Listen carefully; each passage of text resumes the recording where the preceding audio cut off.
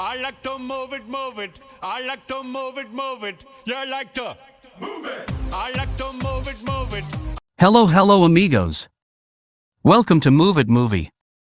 Today we are introducing a charming sea monster story, Luca. Luca is an Italian-set animated fairy tale concerning two young sea monsters, Luca, voiced by Jacob Tremblay, and Alberto, voiced by Jack Dylan Grazer, exploring an unknown human world.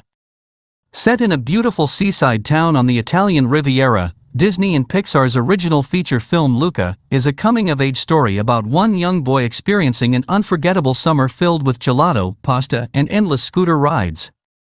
Luca, voice of Jacob Tremblay, shares these adventures with his newfound best friend, Alberto, voice of Jack Dylan Grazer, but all the fun is threatened by a deeply held secret: they are sea monsters from another world just below the water's surface. If you're wondering how these creatures with fins, scales, and tails could live on among humans without being discovered, writers Jesse Andrews known for Me and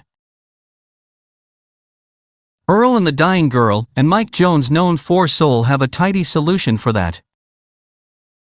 Rather than an evil witch granting him a human appearance, a la the Little Mermaid, the sea monsters here can naturally, magically turn mortal. Their ability isn't controllable, however, as touching water reverts their skin back to their real scaly exterior. But for Luca, such power dangles greater temptation over him. The most distinct current coursing through Luca is freedom. That's certainly what the Vespa represents, the ability to be unrestricted not just by sea, but by land too. The other thread winding around the folklorish narrative, however, is identity, or the people who truly are behind our public faces. The villainous Ercole is initially and seemingly well loved, as though ripped from an Italian magazine. We soon discover that his love, somewhat like Gaston in Beauty and the Beast, actually rules through intimidation. The measured eroding of his carefree, buoyant persona into the narrative's real monster is predictable yet satisfying. The premise of the film also literally disguises Luca and Alberto as humans amongst the fish-hunting Porto Rosso community. But in a deeper sense, many secrets lurk within Alberto, from the whereabouts of his dad to his general knowledge. He portrays himself to Luca as a world-weary traveler, the kind of friend who swears they've been to a place a million times, but has only walked past it. He also tells the impressionable Luca how the stars are actually fish swimming in a vast black ocean, that school is unnecessary, and to ignore his Bruno, or the tiny scared voice inside your head. His outsized confidence papers over his clear insecurities, especially as Luca first grows closer to Giulia and later thinks for himself. Luca was directed by Enrico Casarosa, whose warm, whimsical aesthetic also infused La Luna, 2012, his Oscar-nominated short. Unlike some other recent Pixar features, this one aims to be charming rather than mind-blowing. Instead of philosophical and cinematic ambition, there is a diverting, somewhat familiar story about friendship, loyalty and competition set against a picturesque animated backdrop. So not a masterpiece, in other words. But also not a pandering, obnoxious bit of throwaway family entertainment. The visual craft is lovely and subtle, the orange glow of Mediterranean sunsets, the narrow streets and craggy escarpments, the evocations of Italy and Italian movies. If you look closely, you'll catch a glimpse of Marcello Mastroianni and Giulietta Messina.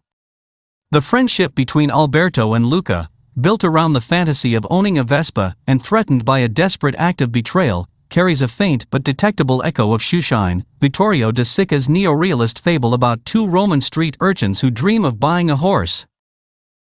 The animation is styled with broad strokes. Casarosa says he was out to invest the action with a playful spirit, and there's plenty of inventively choreographed knockabout comedy inspired by the boys' ardent wish for a Vespa.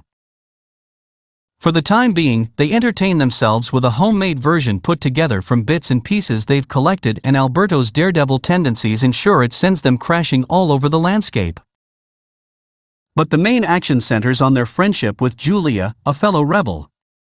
Luca is especially enchanted by her because she introduces him to books.